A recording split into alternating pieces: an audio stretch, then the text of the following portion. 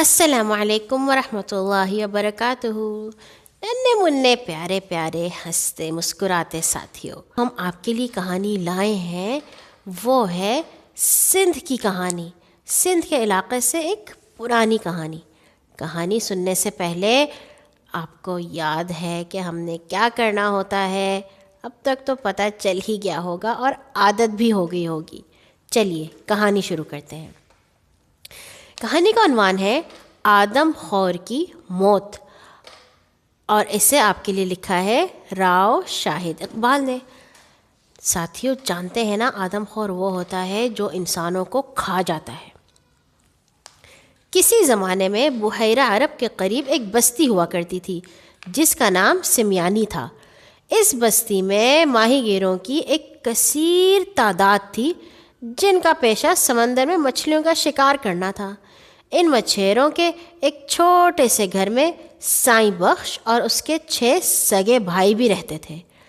سائیں بخش کے ماں باپ اس کی پیدائش کے 1 سال بعد ہی علاقے میں پھیلنے والے مرض طاعون کا شکار ہو کر انتقال کر چکے تھے، جس کے باعث یتیم سائیں بخش اپنے بھائیوں کے ساتھ رہتا تھا۔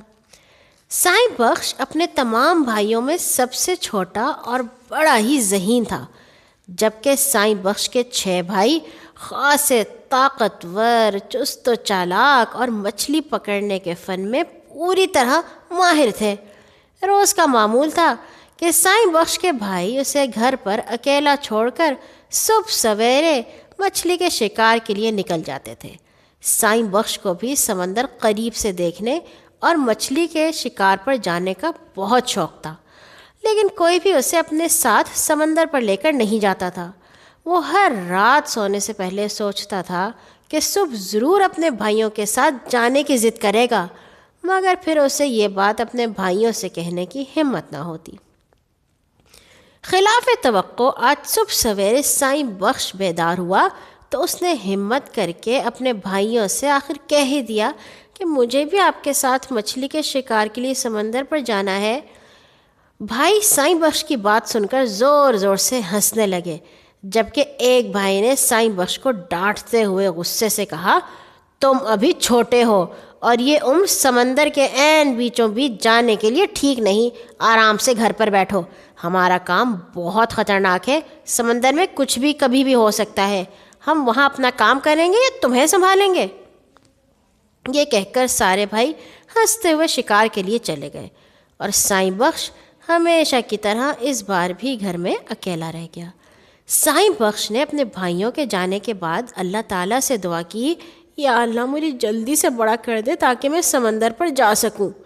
یہ دعا مانگ کر سائیں بخش کو سکون سا مل گیا۔ اسے پتہ ہی نہ چلا کب دن گزرا اور کب شام ہو گئی۔ اچانک سائیں بخش کو خیال آیا کہ رات ہو چکی ہے، مگر ابھی تک اس کے بھائیوں کی گھر واپسی نہیں ہوئی۔ اب تو سورج ڈوبے ہوئے بھی کافی دیر ہو چکی تھی۔ اس سے پہلے تو سارے بھائی سر شام ہی واپس آ جاتے تھے۔ جیسے جیسے وقت گزرتا گیا، سائیں بخش کی پریشانی بڑھتی گئی۔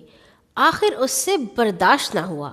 وہ سمندر کے کنارے جا کر مچھیروں سے اپنے بھائیوں کے متعلق پوچھنے لگا۔ کسی نے اسے بتایا کہ اس کے بھائی ایک بھنور میں پھنس گئے تھے، پھر انہیں سمندر کے آدم خور جانور نہنگ نے نگل لیا، جو پہلے بھی کئی بار شکار کے لیے آئے ہوئے سمندر میں اترنے والے ماہی گیروں کو اپنا لقمہ بنا چکا تھا۔ سائیں بخش یہ افسوسناک خبر سن کر اپنے ہوش و حواس کھو بیٹھا اور بہت رونے لگا۔ ساتھ ہی اس کے دل میں آدم خور نہنگ سے انتقام لینے کی آگ بھڑک اٹھی۔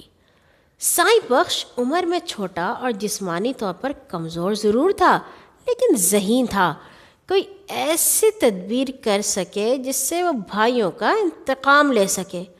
کافی سوچ و بچار کے بعد اس نے اپنے گاؤں کے بڑوں کو لوہے کا ایک بہت بڑا پنجرا بنوانے کا کہا۔ اس پنجرے کے چاروں طرف بڑے بڑے کیل لگوائے، پھر اس کو موٹے موٹے رسوں سے باندھ کر سمندر میں اتارنے کی ترکیب سوچنے لگا۔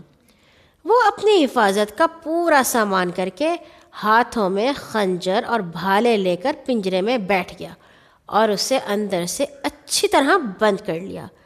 کنارے پر اس نے اپنے نوجوان ساتھیوں کو اس کام پر لگا دیا کہ وہ رسوں کے سروں کو مضبوطی سے تھامے رہیں، اور جیسے ہی رسہ ضرورت سے زیادہ ہلے وہ اسے اپنی جانب کھینچ لیں۔ سائیں بخش کی ہدایات کے مطابق ایک بڑی سی کشتی کی مدد سے پنجرے کو سمندر میں اس جگہ اتار دیا گیا جہاں لوگوں کو آدم خور نہنگ کے ہونے کا پکا یقین تھا۔ جب یہ پنجرہ خوفناک آدم خور جانور کے قریب پہنچا تو اندر بیٹھے ہوئے سائیں بخش پر جھپٹا۔ پنجرے کے باہر لگے ہوئے فولادی اور کیل کانٹے اس کے جبڑے میں گھس گئے اور آدم خور جانور تکلیف کی شدت سے تڑپ کر ادھر ادھر بھاگنے کی کوشش کرنے لگا۔ سائیں بخش نے اس موقع کو غنیمت جانتے ہوئے اپنے بھالے اور خنجر اس جانور پر چلانے شروع کر دیے۔ کنارے پر نوجوان پنجرے کے رسی تھامے ہوئے تھے۔ انہوں نے جب رسے کو ہلتے دیکھا تو پوری طاقت سے پنجرے کو اپنی طرف کھینچنا شروع کر دیا۔ اس طرح پنجرے کے ساتھ ساتھ تکلیف کی شدت سے تڑپتا آدم خور جانور بھی کنارے سے آ لگا۔ تب سب بستی والوں نے مل کر اس پر حملہ کر کے اسے ہلاک کر دیا، پھینک دیے۔ اس واقعے نے سائیں بخش کی ذہانت اور بہادری کی دھاک نہ صرف بستی والوں پر بٹھا دی بلکہ آہستہ آہستہ ارد گرد کے علاقوں میں بھی اس کی شہرت ہو گئی۔